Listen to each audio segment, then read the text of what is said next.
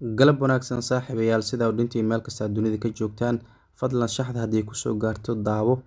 maadaama uu dhiskeedu uu badan yahay inaad daawatan markasta waxay kaa saacidaysaa inaad shaxda fahanto sidoo kaleeto inaad wax ka bedel aad ku sameyso meelaha is leedahay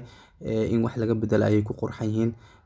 hadhowna laga yaabo inay wun ay kuu noqoto hadaa sideeda ku qanacdana inaad ku qaadato markasta waa muhiim inaad shaxda daawato intaa kadib maanta waxaan isku soo qabanay 3 qaybood oo ah horyaalada waaweyn oo maanta qaar la ciyaarayo sidoo kale England Championship-ka iyo sidoo kale maxaan ku raadiyay League Cup-ka oo qaybka marka saddexdooda isku qaban doonaa waxaan ugu horeeya waa ujeedaan FS waa 18 kooxood halka uu dhisku yahay $42 waxaan ugu horeeya Bayern Munich iyo Bremen kooxda ujeedaan maxaan ku raadiyay Werder Bremen iyo Bayern Munich sida caadeen ahayd wax ma ka bedel maan ku sameeyay German Bundesliga qayb ka tahay Bayern badinayso 100% waa qof kastoon ku kalsoon yahay Bayern ka badi karto kooxdan marka Bayern badi doonto wixii kala gooni waa dhac rabo sidoo kale Napoli iyo Empoli wax ka bedel maan ku sameeyay si toos Napoli ayaa badi doonto kooxda sida waa Brentford iyo Gillingham oo ujeedaan oo England League Cup qayb ka ah Brentford ayaa toos u badinaysa ayaan dhahnay sidoo kale to FC Bujin iyo Borussia Mönchengladbach maxaa ku janbar Bundesliga qaybka ah marka kooxdan Borussia ayaa waxaan noo saaran Brejo ama Badis sidoo kale to waxa kale ku sii xiga Sheffield United iyo kooxdan Spurs Calcio iyo Udinese Calcio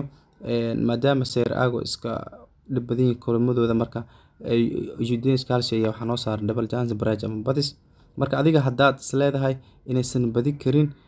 ama ay kala badi karaan oo kale waxa la dhihi kartaa 1.30 senti ayaa saaran ujeedaa inay kala badjaan inay badis $2 saaran marka sidaa jacasha waa sameey kartaa sidoo kale waxa ku sii xiga Sheffield United iyo kooxdan Sheffield United oo England Championship qaybka marka Sheffield United ayaa guud ahaan ciyaartan badis hadaad rabtan waa ka bedeli kartaa waa dhihi kartaa way kala badinayaan laakiin hadda anaga waxaan noo saaran Sheffield United inay ka badi karto kooxdan sidoo kale waxa ku sii xiga QPR taqaanaan iyo kooxdan kaleeto Huddersfield Town marka tani marka waxaan ka wareegnay waxaan leenahay 2 gool ayaa ka imaanaysa 30 senti ayaa saaran sidoo kale Watford iyo Reading waxaan ku qoran tahay kooxdan ku qoran tahay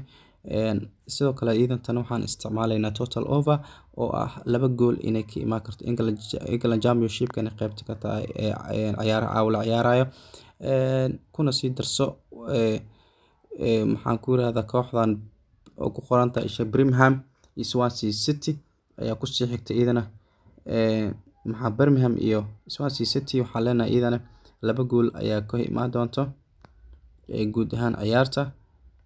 England Championship qayb ka tahay sidoo kale Cardiff City iyo Hull City ayaa ku sii xigto iidana waxaan u isticmaalaynaa 2 gool inay ka imaan karto ciyaartan guud ahaan sida ujeedaan 39 senti ayaa saaran kuna sii soco Burnley iyo kooxdan kaleeto iidana Burnley iyo kooxdan waxaa leenahay 2 gool ayaa iidana ka imaanaysa guud ahaan ciyaartan inkastoo Burnley ay badinayso Leicester City iyo Newport County ujeedaan tan waxaan leenahay Leicester ayaa toos u badi doonta ciyaartani LG iyo Girona maadaama data aan soo dhahnay maxaa Girona ayaa waxaas noo saaran double chance marka waxaan leenahay way kala badinayaan inkastoo Girona ay afka u badan yahay inay caawa ka badiso Wolfsburg iyo Borussia Dortmund waxaan leenahay total over isticmaalayna taasoo ah guud ahaan waxaan isticmaalnay Borussia Dortmund inay 1 gool kaliya ay dhali karto 1 gool dad la sugna soo baxa 29 senti ayaa saaran waan dhali kartaa 2-2 in ciyaartan ku dhamaata la rajeynaa Cremonese iyo Milan sidoo kale Milan ayaa waxaan leenahay guud ahaan ciyaartan 1 gool ayaa dhalaysa 2-2 ayaa ku jirta 13 senti ayaa saaran waan dhali kartaa Milan iyo ka badanba Atletico Bilbao iyo Real Valladolid iidan waxaan leenahay Atletico Bilbao sidoo kale waxaan leenahay total over Atletico Bilbao badinaysa laakiin 1 gool ayaa dhalinaysa kaliya leenahay Sheffield United hadaad ina soo sheegno leenahay because waa soo bedelnay iidana way badinaysaa marka guud ahaan shaxdeen labaad intaas ayaa ku soo afmeerayna marka coachkan waa kana adiga marka isha mari fiiri waxa is leedahay in laga bedelay ku qurxin ka bedel saaxiib aad ba mahadsantiin guuleysta.